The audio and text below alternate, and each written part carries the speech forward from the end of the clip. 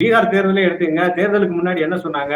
104ல இருந்து 160 வரை பாரதிய ஜனதா, 100ல இருந்து 120 வரை வந்து ஆர்ஜேடி அப்படின்னு தான் சொன்னாங்க. சஞ்சுராஜ் 5ல இருந்து 15 வரேன்டாங்க. சஞ்சுராஜ் 0 ஆயிருச்சு.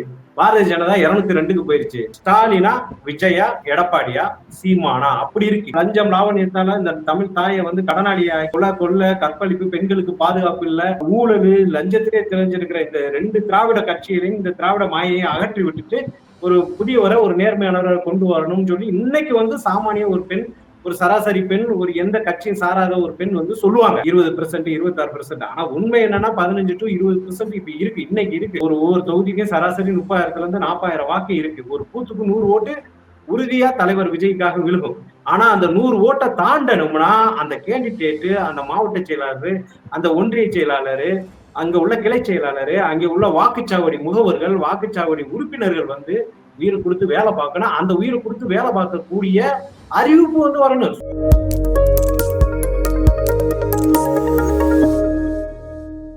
மக்கள் செய்திகள் நேயர்களுக்கு வணக்கம். இன்று நம்முடன் நேர்காணலில் இணைந்திருப்பவர் சமூக முன்னேற்ற கழக தலைவர் வாகை குணசேகரன் அவர்கள். வணக்கம் சார்.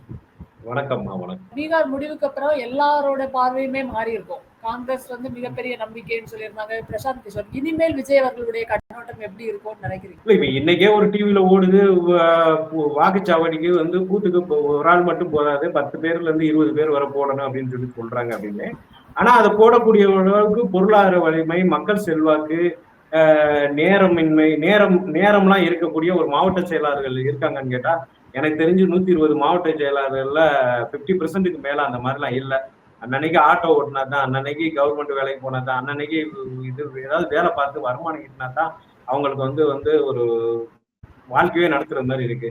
அவங்க போய் எப்படி ஒவ்வொரு ஊரா பண்ண முடியும்? சரி, ஒன்றிய செயலாளராவது யாராவது போட்டு பண்றாங்க அப்படின்னு பார்த்தா நான் சொல்றது 50% மாவட்டத்துக்கு தான். 50% ஓரளவு திருச்சிக்கு அங்கிட்டு வந்து ஓரளவு நல்ல கட்டமைப்போடு இருக்கு. அங்கெல்லாம் பெரிய டஃப் கொடுப்பாங்க. தாவேக்கா வந்து தனிச்சு நின்றா கூட 2வது இடம் போகும், வெற்றியும் கூட பெறலாம் சில தொகுதிகளில். அதை நான் இது பண்ணேன். நான் சொல்றது திருச்சிக்கு இந்த பக்கத்து, ஈவன் கன்னியாகுமரியை தவிர பாக்கி எல்லா மாவட்டத்திலையுமே வந்து கொஞ்சம் கட்டமைப்பு ரொம்ப மோசமா தான் இருக்கு. அங்க உள்ள மாவட்ட தலைவர்கள் வந்து பொருளாதார ரீதியாகவும் மக்கள் செல்வாக்கு ரீதியாகவும் வந்து முதம் சரியில்லாதனாலேயே ரொம்ப பின்னோக்கி தான் இருக்கு. அதனால அங்கெல்லாம் வந்து சஞ்சுராஜ் மாதிரி கூட ஆகலாம், சொல்ல முடியாது. சார், நீங்க எப்படி சொல்றீங்க, பட் களத்துல போய் கேட்கும்போது இளைஞர்கள் பாதி பேர் நாங்க வந்து தாவேக்காக தான் ஓட்டு போடுவோம் அப்படின்னு தான் சொல்றாங்களே சார். கள நிலவரத்துல இப்படி சொல்றாங்களே. இல்ல, அது இன்னைக்கு நிலவரம்ங்க. இப்ப இன்னைக்கு போய் நீங்க வந்து சர்வேல கேட்டீங்கன்னா அப்படிதான் சொல்லுவாங்க.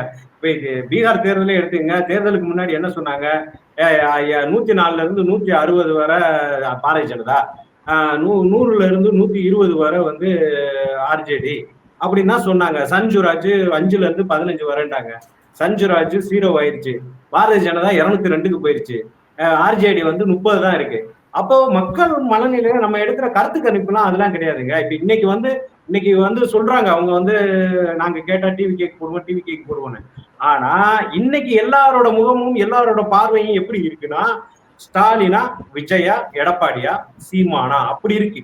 அப்ப அந்த 4 பேர்ல இந்த ஒரு புதியவர் வரட்டி ஏற்கனவே இந்த லஞ்சம் லாவணியத்தால இந்த தமிழ் தாயை வந்து கடனாளியாக்கி கொள்ள கற்பழிப்பு, பெண்களுக்கு பாதுகாப்பு இல்ல, ஊழல், லஞ்சத்திலே தெரிஞ்சிருக்கிற இந்த 2 திராவிட கட்சிகளையும் இந்த திராவிட மாயையும் அகற்றி விட்டுட்டு ஒரு புதியவரை ஒரு நேர்மையானவரை கொண்டு வரணும்னு சொல்லி இன்னைக்கு வந்து சாமானிய ஒரு பெண், ஒரு சராசரி பெண், ஒரு எந்த கட்சியும் சாராத ஒரு பெண் வந்து சொல்லுவாங்க. ஆனால் இங்க தேர்தலை அறிவிச்சு கேண்டிடேட் அனௌன்ஸ்மெண்ட் பண்ண பின்னாடி அவங்க என்ன பண்ணுவாங்கன்னா அந்த கேண்டிடேட்டோட வேல்யூஷன் பார்ப்பாங்க. கேண்டிடேட்டுக்கு காஸ்ட் பார்ப்பாங்க. ஜாதியில தலைவர் விஜய்க்கு விழுகணுங்கிற ஓட்டு வந்து ஜாதியில வந்து ஜாதியால பிரியும், மதத்தால பிரியும், கேண்டிடேட்னால பிரியும், காசுனால பிரியும், கூட்டணினால பிரியும், பல விஷயங்கள் இருக்கு. கட்டமைப்பு வாக்குச்சாவடியில வந்து வேலை பார்க்க வலுவில்லாத ஒரு சிறுகுள்ள எல்லாமே வீடு வந்து சேராதுப்பாங்க. ஒரு சின்ன பயிலுங்க போய் ஓட்டு கேட்கறதுக்கு ஏற்கனவே பலந்துன்னு கொட்டப்பட்ட திமுக அதிமுகக்காரவங்க அந்த காய் நகர்த்தலுக்கு நிறைய வித்தியாசம் இருக்கு. சோ அதை எல்லாரையும் அரவணைச்சு பெரிய ஆளுகளை எல்லாம் வேற வேற கட்சியில இருந்து சேர்த்து அவங்கள வந்து அந்த கட்சியை வலுப்படுத்துற அளவுக்கு பெரிய பெரிய மாவட்டத்தில் உள்ள பெரிய பெரிய அதிமுக திமுக தலைவர்கள் எல்லாம், எக்ஸ் தலைவர்கள் எல்லாம், எக்ஸ் அமைச்சர்கள் எல்லாம், எக்ஸ் எம்எல்ஏக்கள் எல்லாம் சேர்க்கும் போது வேணா நீங்க சொன்னா வந்து அந்த ரிசல்ட் கிடைக்கும். இன்னைக்கு சர்வே எடுக்கும் போது சொல்லலாம், 1000 சொல்லுவாங்க. 20%, 26%. ஆனா உண்மை என்னன்னா 15 to 20% இப்ப இருக்கு, இன்னைக்கு இருக்கு. விசாரிக்க இது நாமளுமே அனுமானமா கணிக்கும் போது இருக்கு. ஒவ்வொரு தொகுதிக்கும் சராசரி 30,000 இருந்து 40,000 வாக்கு இருக்கு. ஒரு பூத்துக்கு 100 ஓட்டு உறுதியா தலைவர் விஜய்க்காக விழுகும்.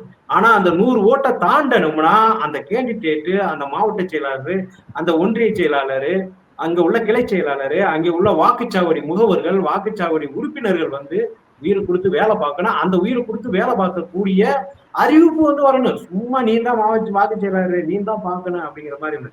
அந்த அந்த அறிவிப்பு வர வைக்கக்கூடிய வல்லமை உள்ள மாநில தலைமையும் மாவட்ட தலைமையும் இருக்கணும். அது இல்லைன்னா பீகார்ல ஜன்சுராஜுக்கும் ராஷ்டிரிய ஜனதா பார்ட்டிக்கும் இந்தி கூட்டணிக்கு ஏற்பட்ட நிலைமை தான் இங்க வரும், தாவேகாவுக்கு வரும். இந்த கட்சிகளோட ஒப்பிடுறீங்க. ஆனா தமிழ்நாட்டுல வந்து திமுகவா டிவிகேவா இதுதான் போட்டியேன்னு சொல்லியிருக்காரு சார். அப்ப 2026 தேர்தல் எப்படி இருக்கும்? எடப்பாடியும் அப்படிதான் சொல்றாரு, சீமானும் அப்படிதான் சொல்றாரு.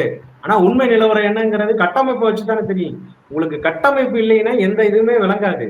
இப்ப எடப்பாடியே அதான் சொல்றாரு, எங்களுக்கு திமுகவுக்கு தான் போட்டிங்கிறாரு. சீமானும் அதான் சொல்றாரு, எங்களுக்கு திமுகவுக்கு தான் போட்டி அப்படிங்கிறாரு. ஆனா இடையில வந்து தாவேகாவையும் எடப்பாடி ஐயாவையும் விமர்சிச்சுக்கிறாரு. அது இல்ல, இங்க வந்து தாவேகாவுக்கும் திமுகவுக்கும் போட்டின்னு கொண்டு வரணும்னா அதுக்குண்டான வல்லமை உள்ள வீரர்கள கொண்டு வரணும். ஒரு போர், ஜனநாயக போர். இந்த ஜனநாயக போர்ல ராஜாங்கிறவர் வெற்றி தலைவர் விஜய், அவரோட கீழே உள்ள கமாண்டர்ஸ் எல்லாம் ஒவ்வொரு மாவட்டத்துக்கு வந்து பெரிய படை வீரர்கள், படை தளபதிகள் மாதிரி இருக்கணும். அந்த தளபதிகள் கீழே ஒவ்வொரு கிளையிலையும் படை வீரர்கள் இருக்கணும்.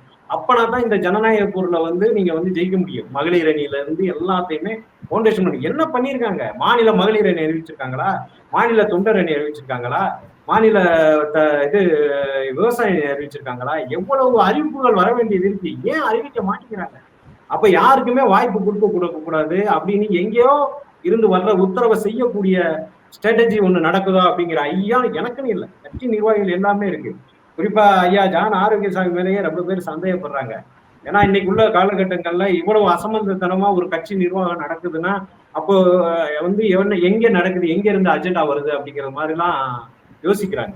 அதனால இன்னைக்கு வந்து ஏற்கனவே ஸ்ட்ராட்டஜி வகுக்கிற விகேஜிய ஒரு படத்துல இந்த பிரியா ஆனந்த் இவரெல்லாம் நடிச்சிருப்பாங்களா, பாலாஜி எல்லாம், அவங்க எல்லாம் வந்து இந்த படத்துல எல்லாம் ஜே.கே. ரித்தீஷுக்கு வேலை பார்க்க போய் அவரை தோக்க வச்சுட்டு இங்க ஓடி வந்துருவாங்க. அவர்கிட்ட இருந்து டாட்டாவுக்குள்ள வாங்கிட்டு. இப்ப இன்னைக்கு அந்த மாதிரி ஒரு சூழல்ல வந்து தாவேக்கால ஸ்லிப்பர் செல்லோ அல்லது ஸ்பையோ இருக்காங்களோங்கிற சந்தேகம் இருக்கு. ஏன்னா கட்சி பணிகள் வந்து அவ்வளவு அசம்பந்தமா போகுது, கட்சி நிர்வாகிகள் அறிவிப்பே அவ்வளவு அசம்பந்தமா போகுதுங்கிறதுனால நான் சொல்றேன். ஏன்னா இன்னைக்கு ஸ்ட்ராட்டஜி கலைஞர் காலத்துல எல்லாம் ஸ்ட்ராட்டஜி கிடையாது, அம்மா காலத்துல எல்லாம் ஸ்ட்ராட்டஜி கிடையாது.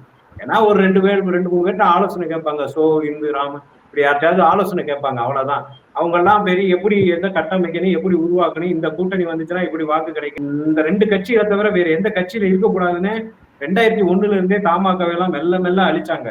எனக்கே கண்கூட தெரியும். எங்க கிராமத்துல இருக்கிற தமாக ஒரு 5-6 பேர் அப்படியே அதிமுகவுக்கு போனாங்க 2001 தேர்தலுக்கு பிறகு. ஏன்னா அவங்களுக்கு தேவையானதை பண்ணி கொடுத்தாங்க. சோ அது மாதிரி வந்து மத்த கட்சியில இல்லாத அளவுக்குலாம் அப்ப ஸ்ட்ராட்டஜி வகுத்தாங்க. சோ அரசியல்ங்கிறது எப்படின்னா என்னதான் ஸ்ட்ராட்டஜி வகுத்து கொடுத்தாலும் நாமளும் ஒரு கால்குலேஷன் பண்ணணும், மக்களா வந்து பல்ஸ் பார்க்கணும். நிர்வாகிகள் கட்டமைப்பு இதெல்லாம் எப்படி இருக்காங்க. ஒரு இந்த விஷயத்துல நான் அம்மா ஜெயலலிதா அவர்களை பாராட்டுவேன். யாரு உழைச்சாங்க, யாரு உழைக்கிறாங்க, யாரு வந்து திறமையானவங்கன்னு சும்மா வீட்டுல டிவி பார்த்துக்கிட்டு இருப்பான், அவருக்கு அறிவிப்பு ஒரு எம்எல்ஏ சீட்டு, அவருக்கு ஒரு எம்பி சீட்டு. அந்த மாதிரி வந்து ஒரு கட்சி தலைவருங்கிறது வந்து ஒரு கட்சி தலைமைங்கிறது வந்து எல்லார் மட்டத்திலையும் யோசிக்கணும். எல்லா சக்தியிலும் ஒண்ணு சேர்ந்தா தான் ஜெயிக்க முடியுமே தவிர வந்துட்டு தலைவர்னு ஒரு பிம்பத்தை காமிச்சா உடனே போடுவாங்கன்னா இது வந்து 1977 இல்ல, 1977 அன்னைக்கு கிராமங்கள்ல நகரங்கள்ல அன்னைக்கு வந்து சாப்பாட்டுக்கே சிரமப்பட்ட காலம். பண்ணையார்களும் மிராஸ்தாரர்களும் இருந்தாங்க. பண்ணையார் அந்த ஊர்ல காங்கிரஸுக்கு ஓட்டு போடுங்க, எம்ஜிஆருக்கு ஓட்டு போடுங்க, திமுக ஓட்டு போடுங்கன்னு சொன்னா ஒட்டுமொத்த மக்கள் ஓட்டு போட்டாங்க. இன்னைக்கு வந்து இணைய வழி காலம். இன்னைக்கு ஊர்ல எல்லாருமே தலைவர்னு நினைக்கிறான், யார் சொன்னாலும் கேட்க மாட்டேங்கிறாங்க. கவர்மெண்ட் ஃப்ரீயா வந்து ரைஸ் கொடுக்குது, மற்ற செலவுகளுக்கு 100 நாள் வேலையில காசு கிடைக்குது, நான் எதுக்கு உன் பேச்சை கேட்கணுங்கிற காலம் ஆகி போயிடுச்சு. அப்ப இன்னைக்கு வந்து எல்லாரும் ரெஸ்பான்ஸ் எதிர்பார்க்கறாங்க. அப்ப அவங்களுக்கெல்லாம் நம்ம வந்து பொறுப்புகளை அறிவிக்கணும். இன்னைக்கு 27க்கு உண்டான காலம் இருக்கு. ஏன்னா ஏடிஎம்கே 2 வந்து உடஞ்சு கிடக்கு, 3 உடஞ்சு கிடக்கு. திமுக மேல அதிருப்தி இருக்கு, அன்னைக்கு மாதிரி ஆட்சியாளர்கள் மேல அதிருப்தி இருக்கு. இன்னைக்கு தாவேகாவோட தயவு தலைமை தேவை தமிழகத்துக்கு. அப்போ இவங்க வந்து அன்னைக்கு எம்ஜிஆர் வந்து என்ன பண்ணாரு, வெறும் கட்சிக்காரங்க ரசிகர் மன்றத்தை மட்டுமா வச்சு பண்ணாரு. வெளியில இருந்து வந்த நடிகலியை முதற்கொண்டு ஜேபிஆர்ல இருந்து எல்லாருமே யாரு கட்சிக்கு ரசிகர் மன்றத்துக்கு அவர் புரட்சி தலைவர் எம்ஜிஆர் வந்து வெறும் 50% தான் இம்பார்ட்டன்ட் கொடுத்தாரு. அனகாபுத்தூர் முருகேசனும் யாரோ ஒரு அந்த கட்சி பேர் அவர் பேர்ல பதிவு பண்ணது. அவருக்கே சீட்டு கொடுக்கல. அவரே கட்சியில வந்து ஒரு பெருசா எஃபெக்ட் காமிக்கல அவரு. ஏன்னா அந்த மாதிரி வந்து தன்னோட ரசிகர் பஞ்ச கட்சியில தான் அவர் வந்து ஜாயின் பண்ணாரு. ஸோ அன்னைக்கு 50% வந்து வெளியில இருந்து வந்தவங்களை ஃபுல்லா ஏத்துக்கிட்டாரு. 77 அந்த வாகை சுடும் வரலாறு திரும்பணும்னா இது மாதிரி எம்ஜிஆர் பண்ண காரியங்கள்லாம் பண்ணணும். அப்படி பண்ணினா தான் இந்த கட்சி வந்து மேல் நோக்கி பயணமே தவிர இல்லைன்னா அடுத்து தோன்றும். இந்த கரூர் உயிரிழப்புக்குமே பெருந்தேறத்துக்கு பின்னாடியுமே ஒரு பெரிய அனுதாபால ஆதரவு இருந்துச்சு. ஆனா அதையுமே என்ன பண்றாங்கன்னா தொடர்ச்சியா அப்படியே எந்த ஒரு செயல்பாடுமே இல்லாதனால தமிழக மக்களுக்கு வந்து மறதி ஒரு தேசிய வியாதி மாதிரி அதை வந்து மறந்துடுவாங்க. மறந்துட்டு கடந்து போயிடுவாங்க. அதெல்லாம் கரூர் துயரம்லாம் வந்து ஒன்றும் பெருசாலாம் எஃபர்ட் ஆகாது. ஆனா இவங்க வந்து என்ன பண்ணுவாங்கன்னா நம்மளுக்கு அனுதாபம் இருக்குன்னு சொல்லிட்டு தலைமையில ஒரு கற்பனை பண்ணிக்கிட்டு இருப்பாங்களோ அப்படிங்கிறது மாதிரி தான் எனக்கு தோணுது. பார்க்கலாம் சார் 2026 எப்படிப்பட்ட விளையாட்டுகள் எல்லாம் விளையாடுது, மக்கள் என்ன தீர்ப்பு கொடுக்க போறாங்கன்னு பார்க்கலாம். இன்றைய சூழ்நிலையில் களத்தில் என்ன நிலவரம் என்பதை மிக தெளிவாக பேசியமைக்கு ரொம்ப நன்றி சார். மிக்க நன்றி.